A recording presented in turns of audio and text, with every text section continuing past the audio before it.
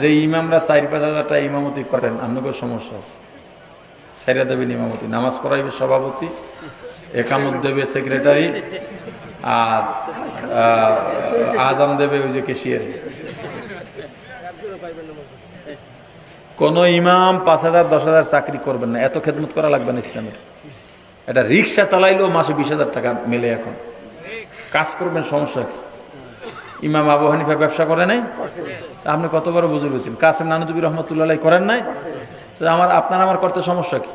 আমার দ্বারা কোনো হুজুর আলেম আইলি যে হুজুর কেমনে কি করবো, আমি বলছি মুদি দোকান দেন, নাইলে রাস্তার পাশে ফুচকা বেছেন, ভালো লাভ, চটপটি বেছেন। এটা কেমন, এটা মানায়? ব্যবসায় মানায় না তো মানায় কিতে? ওই ইমামতির নামে যাইয়া মরার দাওয়াত খেয়ে হারাম খাওয়ানে মানায়?